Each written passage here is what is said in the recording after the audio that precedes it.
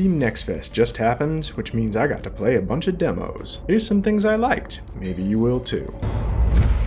Last Faith. This one caught my eye right off the bat. Since I finished up Blasphemous 2 recently, and made a video on it, go watch it, I figured another dark, gothic-looking Metroidvania would be just my thing. And boy was it. Solid Souls-ish combat, good voice acting. Your wares are of no interest to me. Pity. Phenomenal pixel art. So far, it looks like the whole package. Some of the regular enemies were aggravating to fight, and the guns are a little weak, but those minor issues aside, this looks awesome. I had a few too many beers by the time I got to the first boss, so I couldn't actually beat him, so I might have missed a few things after that point, but I'll take another shot at it, I promise, once it comes out. Europa. Pretty jarring transition, I know, but I like bright optimistic games too, why shouldn't I?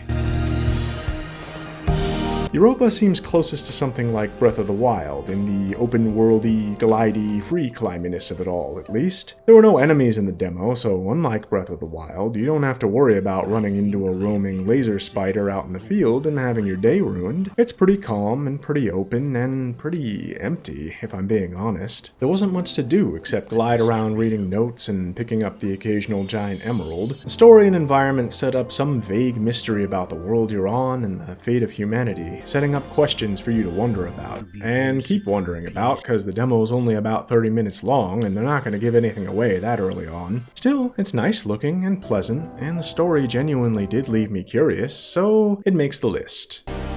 Heli-cats. This one's not so pretty, but it doesn't need to be. What it lacks in graphical goodness, it makes up for in old-school arcade shoot-'em-up goodness. This type of game is my jam. I grew up playing arcade cabinets at the laundromat, stuff like R-Type and Raiden, so a game like this is right up my alley. Heck, I still load up Ikaruga sometimes to take a shot at it, even though I still can't beat arcade mode without cheating. How are you supposed to kill this boss without dying? I don't understand.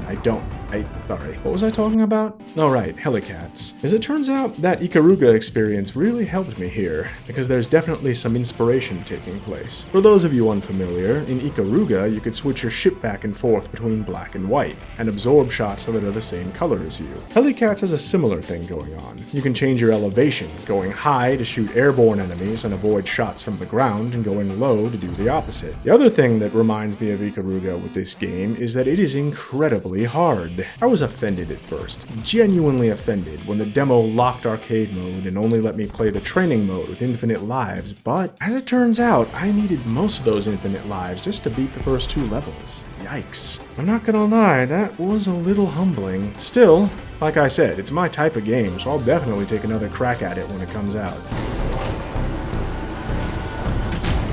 And last, but certainly not least, actually my favorite of the bunch, Deep Rock Galactic Survivor. This one's a spin-off of Deep Rock Galactic, a game I keep hearing about but have never actually played. I was intrigued reading the Steam description what an action roguelike bullet hell arena shooter could possibly be until I fired it up and realized, oh, this is Vampire Survivors. Not that that's bad, mind you, it's just, if they're gonna keep making this type of game, we really need a name for this genre. Anyway, if you've played Vampire Survivors, or any of the games like it, you know the drill. Run around auto-attacking things to death, level up, power up, repeat. Leveling lets you upgrade various things, like mining if you like to mine, damage if you like to damage, and health if you're a wuss. Seriously though, why would you upgrade your health in this game? Every time I died, it was from not being able to kill stuff fast enough. On the whole though, this is basically Vampire Survivors, but better in almost every way. Prettier, more fleshed out, more polished, and every bit as addictive. I guess a couple of things were unintuitive. The fact that you heal by mining a certain rock wasn't especially clear. There's a lot of different colored rocks in this game. How was I supposed to know that a particular colored rock is the colored rock that heals you? These gray lump things are apparently loot bugs, which I didn't learn until I smushed one by accident and gold came out of its guts. This might be something carried over from the main game, in which case I guess that's kind of on me, but it was a little unintuitive, I'm just saying. Those incredibly minor gripes aside though, I really like this one. This is an instant wish list for me. I'm gonna play the heck out of this when this comes out. Anyway, that's my list. Was there anything you liked? There's a comment section for that. Alright, I'm gonna go.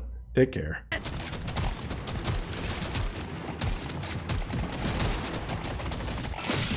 Objective completed. Dreadnought threat eliminated.